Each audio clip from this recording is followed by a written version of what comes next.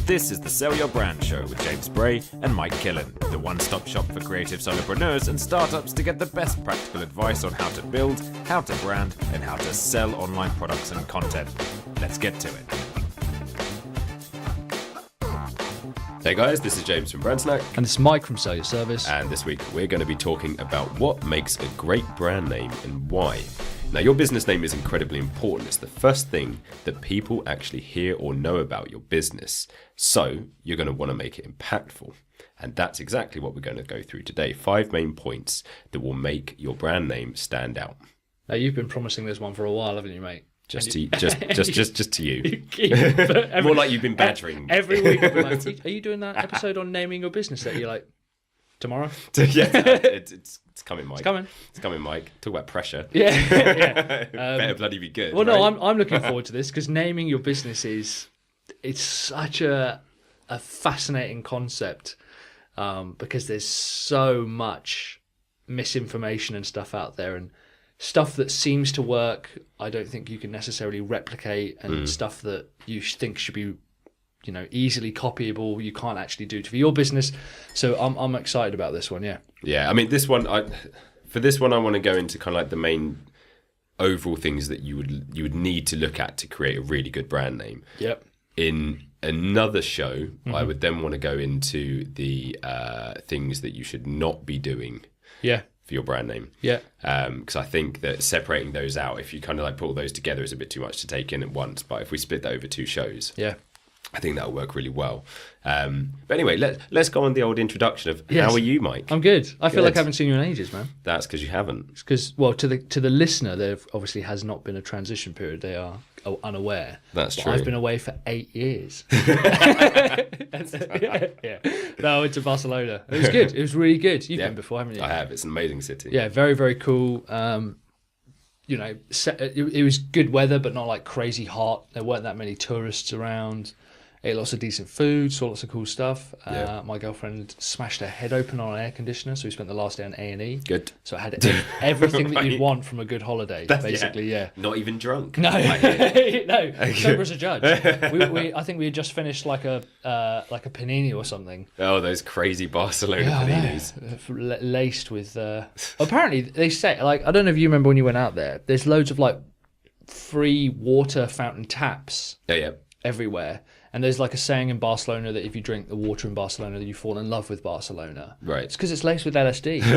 That's why. Everyone just walking around completely off their faces. Yeah, it's water. Yeah, why not? Ordinary water laced with LSD. Yeah. So no wonder I loved it. Exactly. How you doing, man? Yeah, I'm all right, thank you. I'm all right.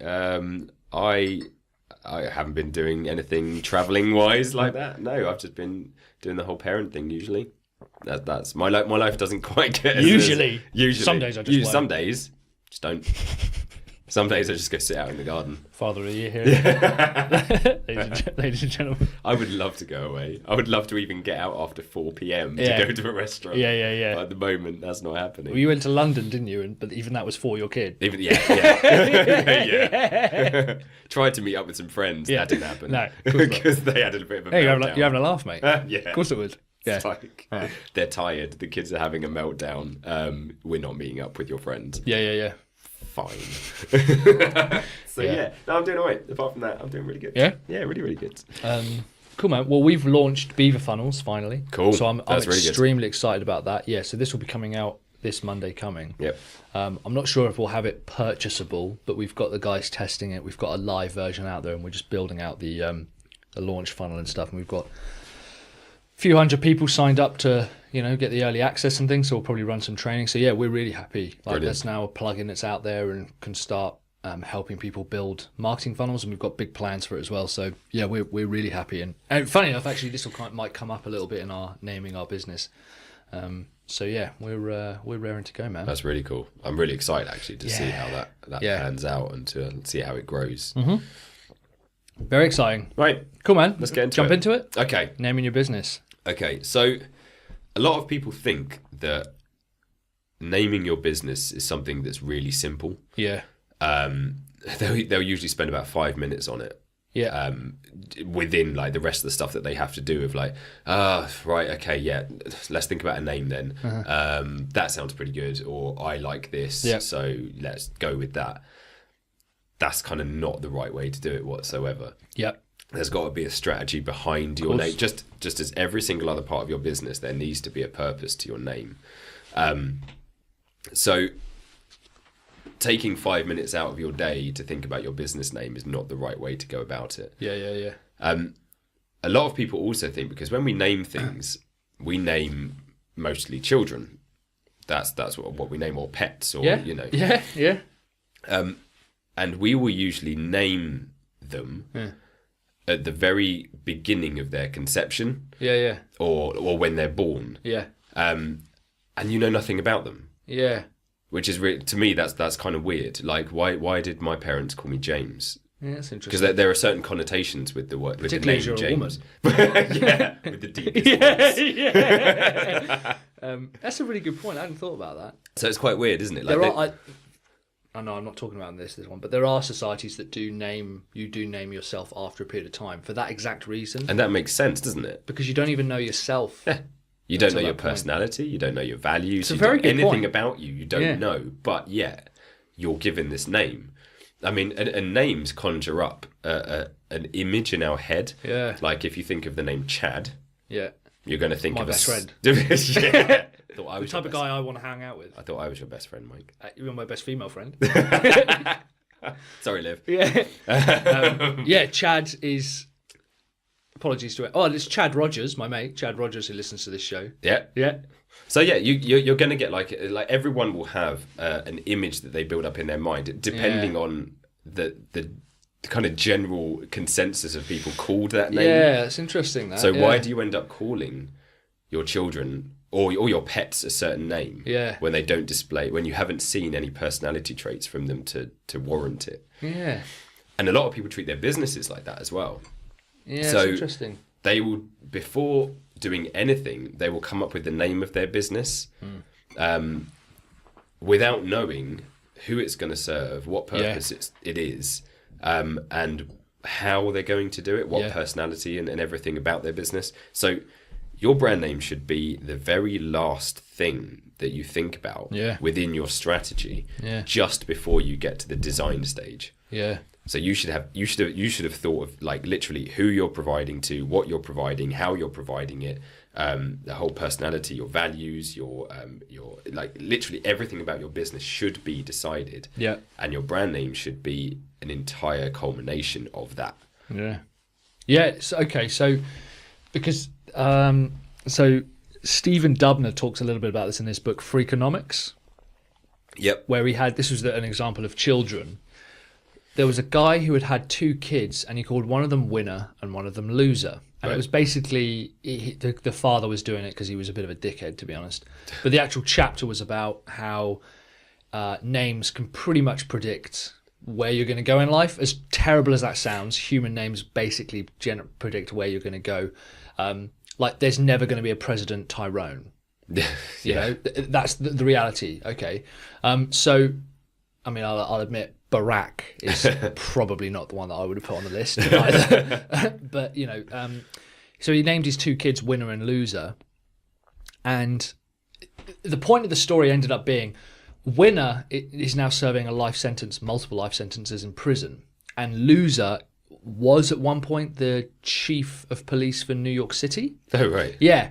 Right. And the kind of argument was, well, if someone is named winner, do they already think they're a winner, so therefore their psychology means they can kind of get away with what they want, and maybe loser had to work for it? He said the reality is that your name might help other people judge who you are, but you're still internally your own person. Which kind of goes back to your point of if you're called, you know, Milk Bottle Enterprises or whatever, that is what society is going to perceive your business as, but you might have a very, very different personality and outgoing. And particularly with the business, I mean, I know that my first business, Devon Digital Design, it was absolutely the first thing I named, and I named it that because I wanted to rank highly on that on Google, right?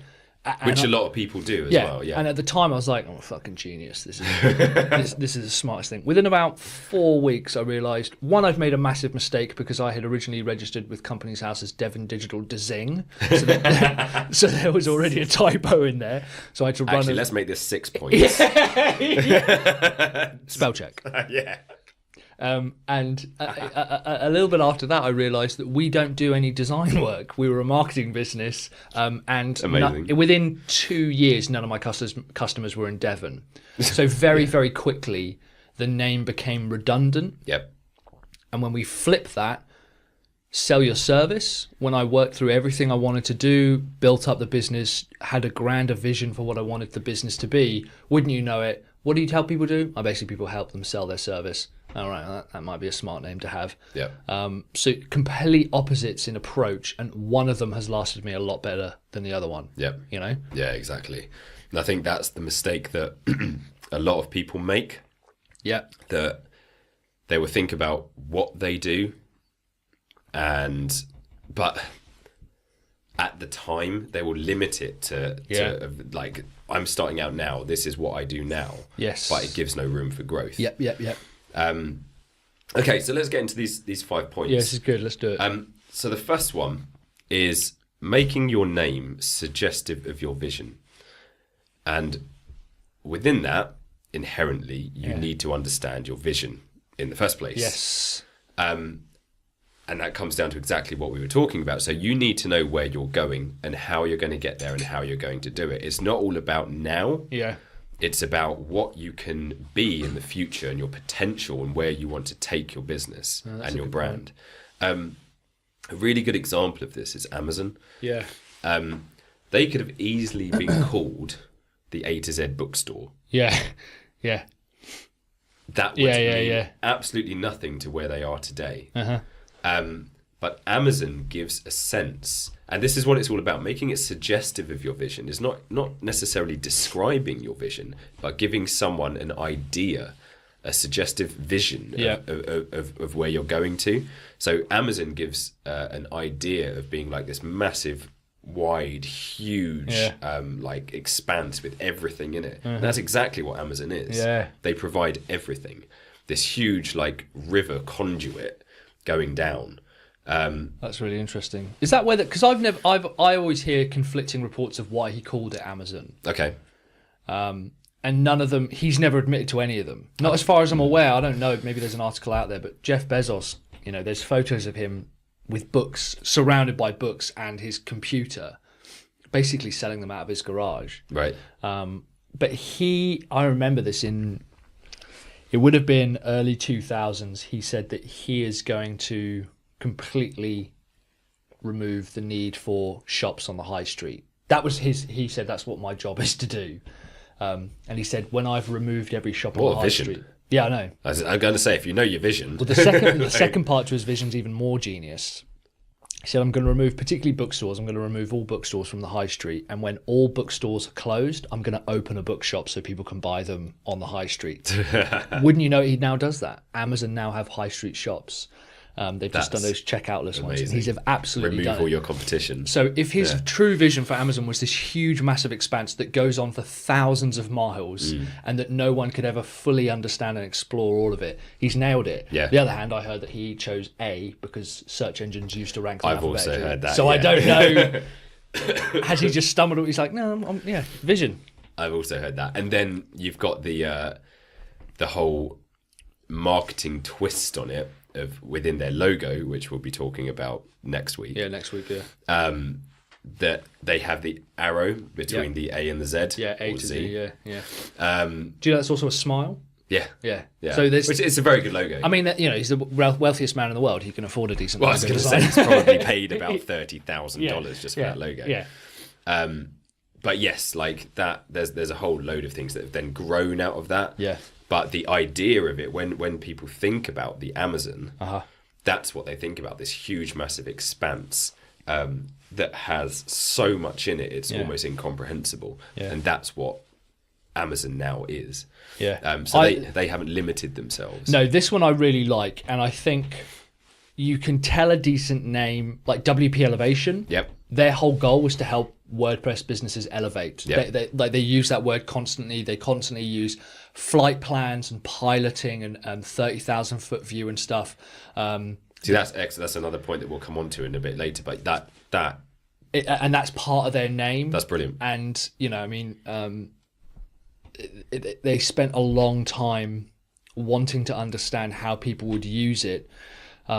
So I'm wholly for it. Number one, as making it suggestive of your vision, to me it's actually an exercise you should do anyway, I think, because it kind of comes back to, we'll talk about this in a future episode, of like this thing of category design, whereby like Google, in fact, Google's a good answer for suggestive of your vision, because Google I think is a number with 100 zeros afterwards, or to the power of 100 or something like that. Right. So to have that many results or that much stuff out there, Google wants to be the one that's collaborating it. So having it as a reflective of your vision means you understand what your vision is. Yep. Like you're very clear on what the business does, Yeah, exactly. I like this. That's good. Yeah, I like that a lot. Cool. Okay, so number 2 is making it actually mean something to your audience. And again, inherently, you need to know your audience to be able to do this. It's kind of making sense that your name Our should be... podcast could basically be vision, audience, marketing. Yeah, I know. Just those 3 things over and over again. I know. But you can see how... Absolutely. Naming your business should be the last thing that you do, because you need to know all of this stuff before you can actually do it. Yeah. And when I say make it mean something to your audience, usually your audience will have a certain way of speaking, a certain way of thinking, and a certain way of doing things. Mm-hmm. And if you know all of that, then you can tailor your name into something that resonates with them. Yeah. And that's huge. If your name does not resonate with your audience. This is one of the big things I think people fall into, because so one of my pet peeves with a colleague of mine, for example, they've just changed from Function Web to Codal. Okay. And I really like Codal now, because Codal, it's all code. We code everything. I quite like that as a name transition. Yeah. Function Web wasn't terrible, but Codal's I think a lot stronger. Yeah. But what I don't like is when people create like Thrombopulin Enterprises. And I'm like, okay, that's nonsense. Or when they choose a word that is so generic, they think it's being very, very clever, like synchronicity. I'm like, what is that? Like, I don't know what that is. It's I suppose when you boil it down, it's because if I was a member of their audience, I just wouldn't connect with it. Yeah. I usually don't know what that is. It shows that they don't know what they're about. Yeah. If you're coming up with nonsense, you haven't done the prior research and thinking into who your business is and who your brand is. So you come up with nonsense because you're basing it on nothing. Yeah. Is usually the reason. Yeah, that's a really good point. Or people will see like what's trending at the moment. Yes. Which we'll come on to in another show when we go through what not to do. But going with trends is probably one of the worst things that you can do, because trends die pretty quickly. Yeah. And then where are you left with? Like POG websites. Yeah, exactly. yeah. Beyblades. Right. Yeah, it's a good point. So it needs to mean something to your audience. So you need to know them inside out, first of all, before you can create a word or a sentence of a name that reflects what you do, but to them, and it means something to them. Well, this is why we chose Beaver Funnels for the name of our plugin, because I know that I know when I chose that as the name, after deciding everything that we would do, my business partner and my lead developer said, Mike, in the States, beaver means something slightly different. Yeah. And I was like, yeah, does it? Like sort of like pulling their leg a little bit, and they're like, oh, it means I don't know how to sort of say this delicately. It's like, guys, I'm joking. I know what it means, and I'm also fully aware of potentially what beaver funnels like. I mean, a funnel itself looks like fucking fallopian tubes. The amount of times we've had to design a funnel logo and it doesn't look like the female reproductive organs, right? So having said that, I know my audience want to build funnels, and I know what funnels means to them. I know that anyone in that world, the word funnel, it physically means marketing process. Yep. And I also know the 250,000 people who build with the page builder in WordPress, Beaver Builder. Yep. That anything like Dynamic Beaver, Beaver Co, Ultimate Add-ons for Beaver Builder, Power Pack for Beaver Builder, the word Beaver means to them page builder. Yep. So it just seemed a very obvious thing for us to do for what is a relatively small, simple product. It's a fucking nightmare to build it, but whenever I've told that to people know what the product is before I've even really explained it to them. And people have said, oh, is it a funnel builder using Beaver Builder as the page builder? I'm like, yeah, that's exactly what it does. Perfect. And again, it took a long time for us to get there. We had to really dig into what is it we want to do, what does the product do, who is our audience, where are they, what do they listen to? And we said, well, it's Beaver Funnels. It's got to be called Beaver Funnels, Yeah. And instead of going against our initial fears of being like, well, it's quite provocative as a name, well, fucking brilliant. Yeah. Like, well, the more it has of that as well, the more it sticks. Yeah. And the more people think like, that's quite amusing. Yeah. I understand, like, it's not supposed to be that, No, but well, it has that element of we it. are quite coy with some of the stuff we say. I don't like innuendos personally, but I don't think we've ever lent that heavily into it. But, it's also kind of the logo again, which we'll be talking about next week and stuff. His name is Buster, as in, to me in the England, that makes sense because he's a dam buster, right?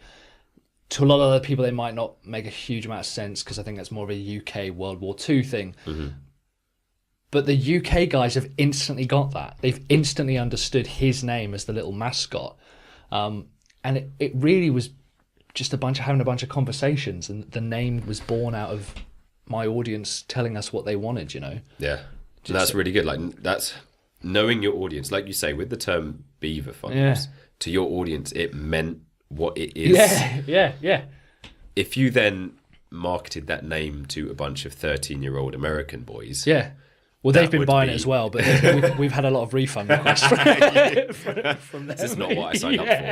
It's like penisland.com. Oh, yeah. And that's penis land. Like, when it's typed out, and like people typing it in going, this isn't what I want at all.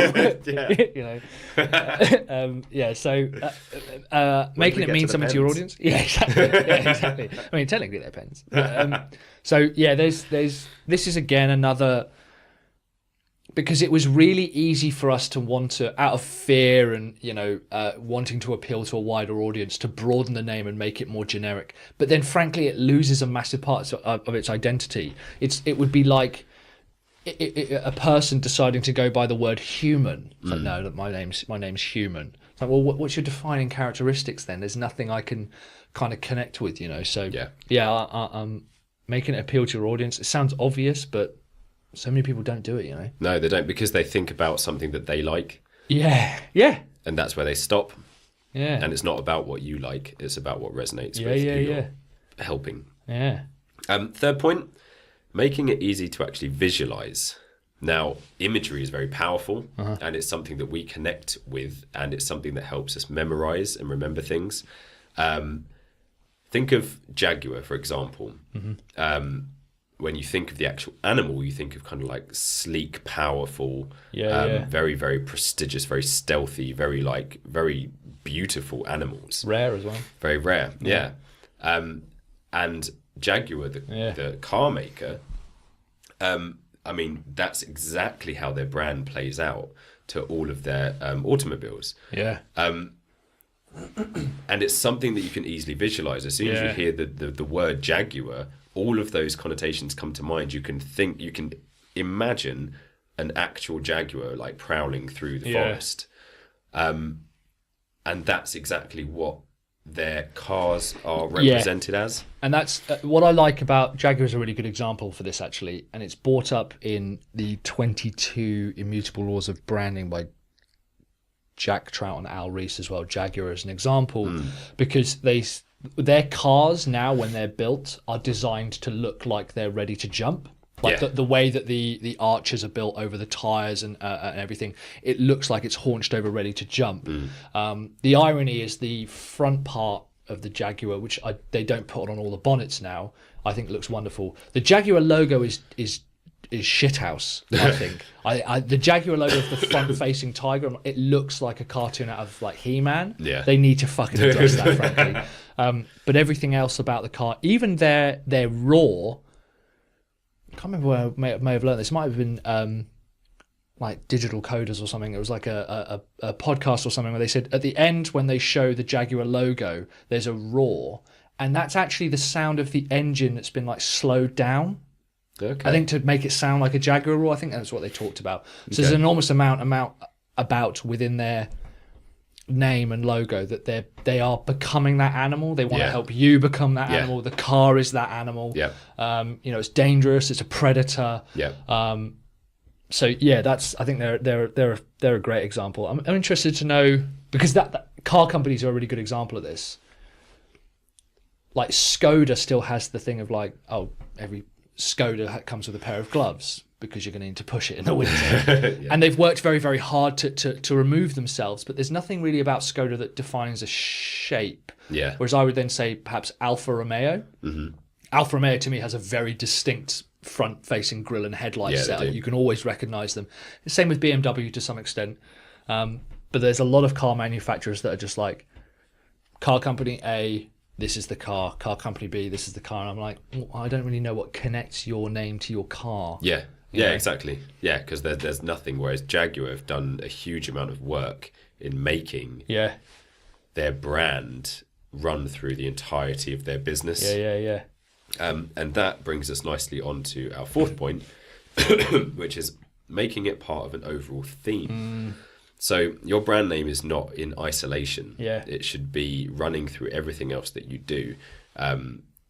Everything behind what went into your brand name should also run through all of your communication, all of your visual design, the way you speak to people, your emails, your newsletters, everything. Yep. And you need to know what your audience want as an experience. So is it something to do with like indulgent food? Is it something to do with free-spirited adventure? Is it something to do with really getting deep down into the technical details of something and being really kind of like, I don't know, like absorbed?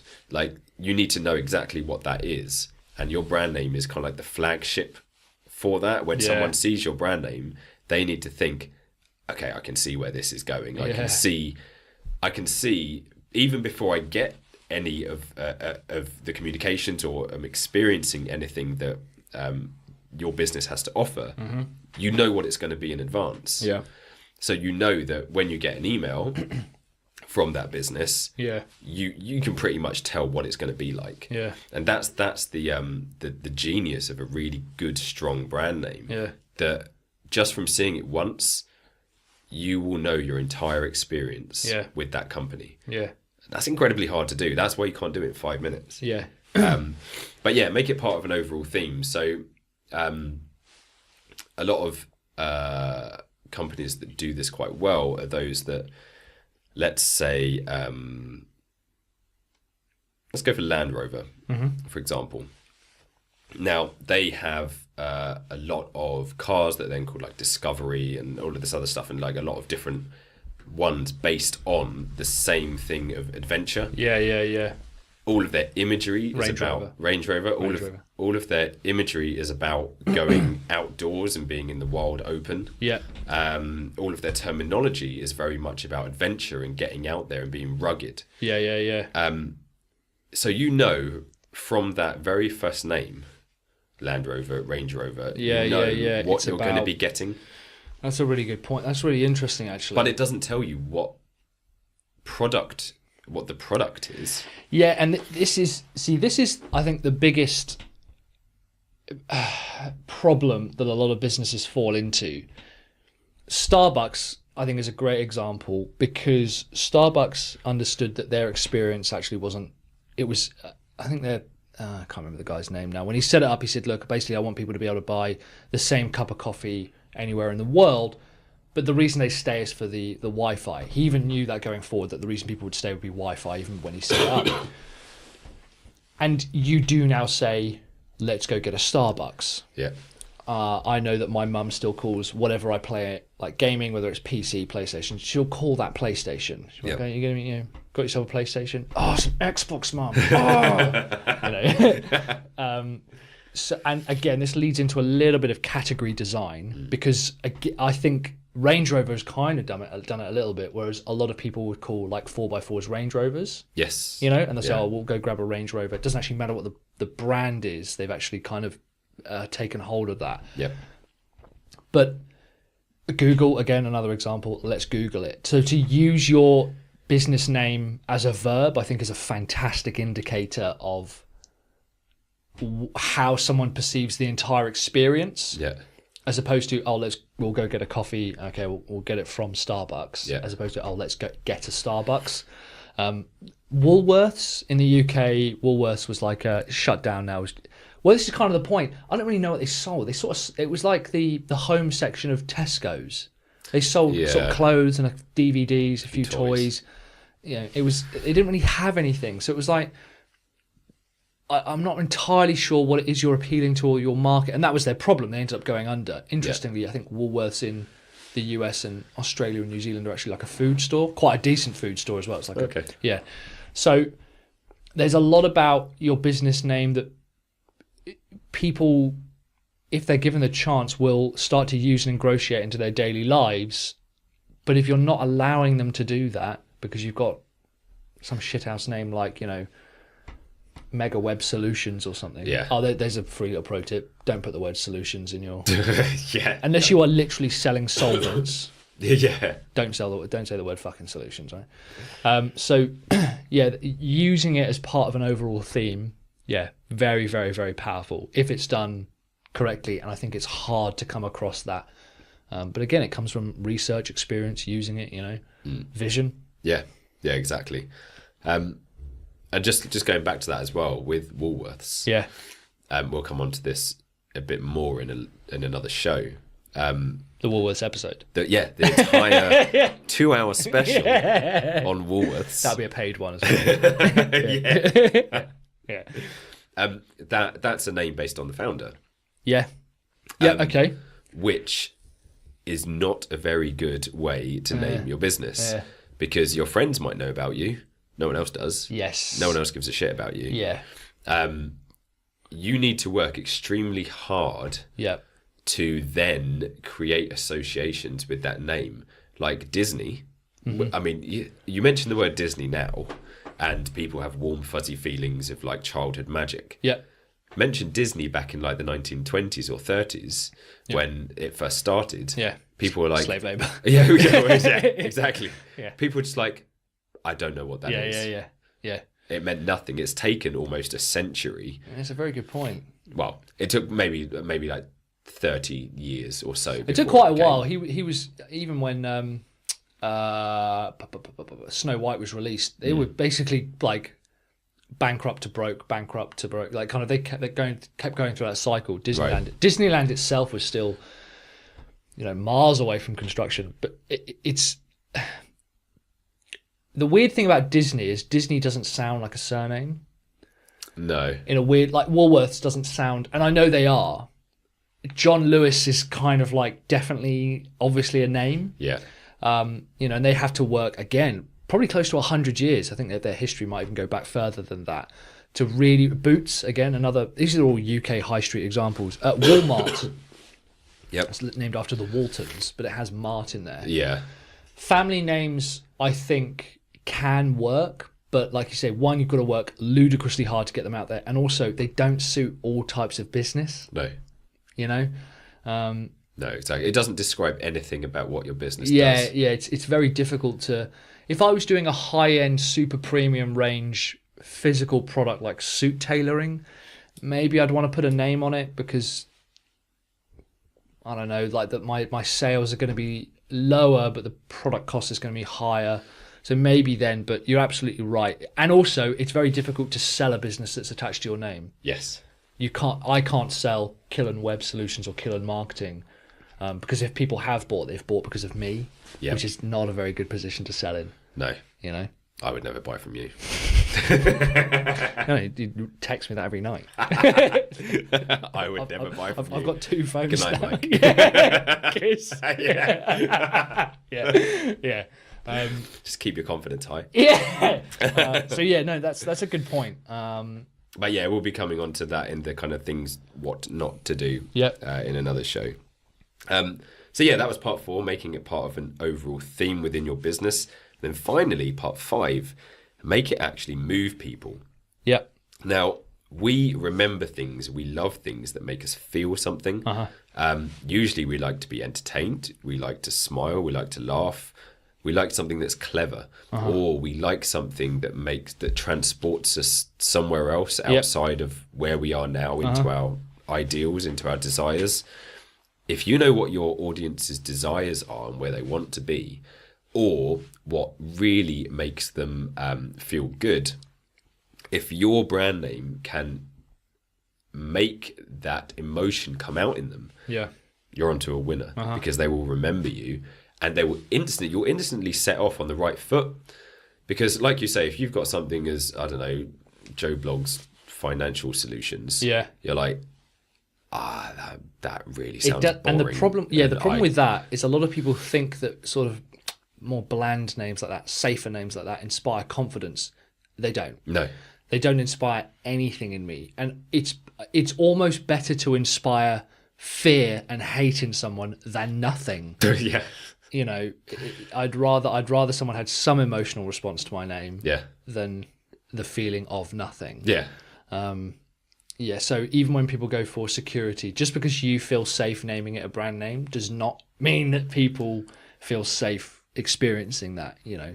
Yeah. And I think people kind of try to go a bit too broad as well, like total web solutions. Yeah. It's like, I don't really know what that means. Is that e-commerce or marketing or copy or networking? And again, I think it's a safe card to play. Yep. So if you can make it move people, absolutely. Like a very good one that kind of gets in all of this is MailChimp. Yeah. I actually really like that name. I love MailChimp, yeah. One, mail, it tells you what they do. Yeah.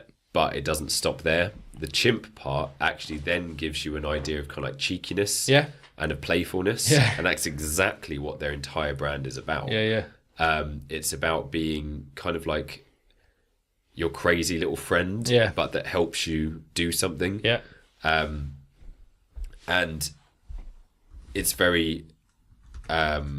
It means something to the audience because that's what, you know, email is about. Yep. It's very easy to visualize. Yeah. They've then made that a part of an overall theme running throughout their entire communications and the way things look and feel. And it also makes it moves people because it entertains them and makes them laugh and makes them smile. And that's why I think that's led very well to their success. Yeah. If they were called something email solutions, they sold exactly the same product. Yeah. I can guarantee you they would be nowhere near as successful as they have been. Well, it's interesting that because that's a really good point. MailChimp knew Ben. That's going to annoy me. So the monkey's name, the chimp's name by the name is Freddie. Okay. Ben Chestnut, that's it. The founder, Ben Chestnut, CEO. They took the decision to alienate people. Right. They knew that people who consider themselves, quotation marks, serious marketers wouldn't use something with a playful term like MailChimp, but they knew that's not the market they were going after. Yeah. And I know a lot of people who say, MailChimp's not a real email solution. Now, the truth is, anyone who says that doesn't know what the fuck they're talking about.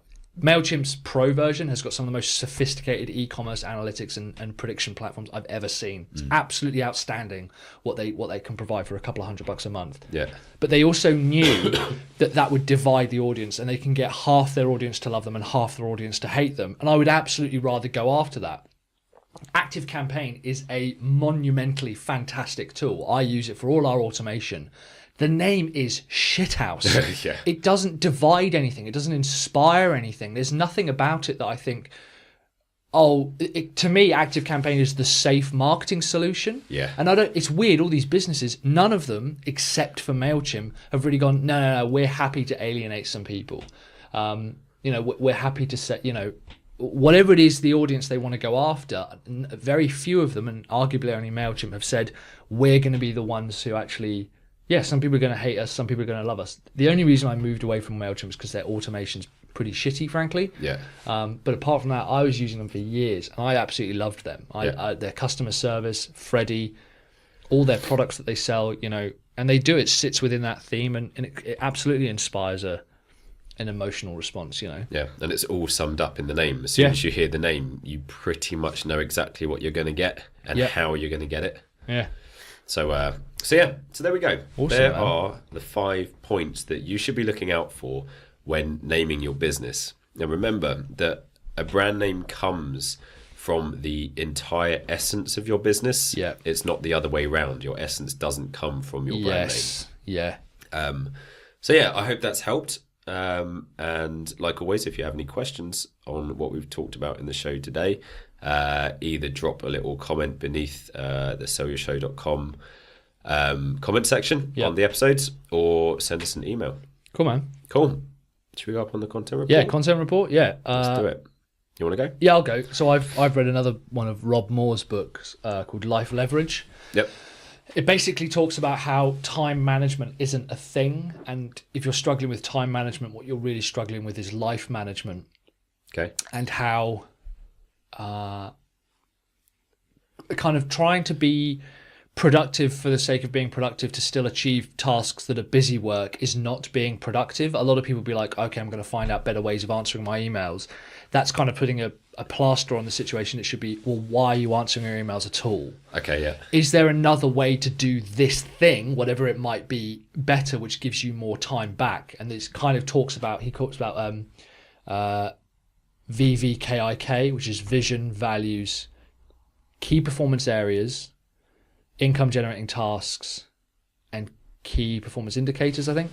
Okay. And basically how so many people and businesses forget to understand that they can leverage so much and they don't have to do it themselves. If there's like my big thing for 2018 will be to completely outsource all my content writing. Okay.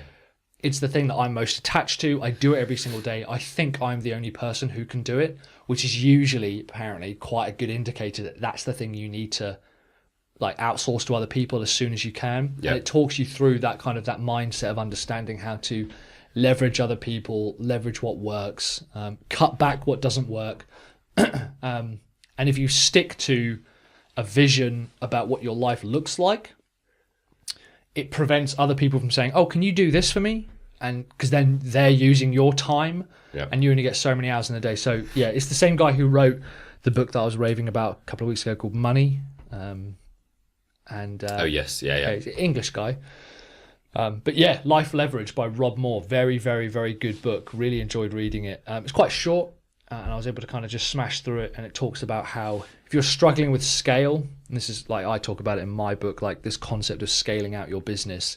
Life Leverage is about kind of scaling out your entire life. Okay. Really, really fascinating read. I think it's potentially better than the 4-Hour Work Week by Tim Ferriss. Okay. Yeah, I personally think it's better than 4-Hour Work Week. Wow. But similar principles. Okay. Yeah, very cool book. That does sound good. Yeah, man. What about you, man? What have you been reading? This week I've been looking at, it's a book that I've had on my shelf for a long time actually, and I haven't got around to reading it. It's called Graphic Design School by David Dabner and a lot of other people on there as well, but I think he's the main guy. Yeah. Basically, it's a book written for graphic design students, like a foundation kind of course. A lot of it is very tilted towards being a graphic design student. Yeah. But there are parts of it that are incredibly interesting and incredibly good for getting an idea and an understanding on basic design principles. So the book's basically, it's broken down into 2 sections. The first one is principles and the second one is practice. And the first deals with the actual fundamentals of design. So you look at stuff like composition, layout, hierarchy, typography, color, grid structure, everything like that, and how they all interlink. Wow. And it's an actually very easy book to read with a lot of visual examples, which helps. Yeah. And then the second section starts putting all of those into practice and how they can all be combined. Wow. And it does then start tailing off into like career paths and stuff that graphic designers can then take, which for me, I don't quite need that. Yeah. And I would also think a lot of people not wanting to be a graphic designer can kind of skip those parts. Yeah, sure. But especially for its principles section at the it's very beginning, it's a very good introduction to what works visually and why. I think, a lot of people listening to this show are online entrepreneurs. And being online is a very visual business. And if you know how to create your visuals in line with tried and tested methods and what works, you're going to be instantly more successful than your competitors that don't. And I don't think a lot of people actually do. I think the only people that really implement all of these fundamentals are those that can afford to outsource their design work to professionals. And a lot of startup entrepreneurs can't do that because they can't afford to. So if you know the basics of it, you don't need to go in depth into like whole color theory, like really. But if you know the basics of composition and how things work together, then you can start creating things that work on a foundational level. Cool, man. So really good book actually. Awesome. I've been enjoying it, and the visual examples in it are actually really good, and it helps kind of like break up the flow of it. So that's Graphic Design School by David Dabner, is it? That's the one. Awesome. 6th edition at the moment, I think. Yeah. That's very cool, man. So yeah. Good stuff. I think that about does it. All right. Well, easy peasy. We'll leave it for this week, and we will see you guys next week. And at the end of every show, we say, that's pretty much. Keep going. What? As soon as you put me on the spot most shows with that. The only thing that came into my head was McDonald's. Don't eat it. It's pure cancer. That was the only thing that came into my head. And that is what we say at the end of every show. Cheers, guys. Bye. If you liked this episode, please subscribe to the Sell Your Brand show on iTunes or your favourite podcast app and leave a rating and a review. It makes us feel all warm and fuzzy inside when we hear we're not just talking rubbish. If you have a question you'd like us to answer on the show, drop us an email to podcast@sellyourbrandshow.com and we'll feature it in a future episode.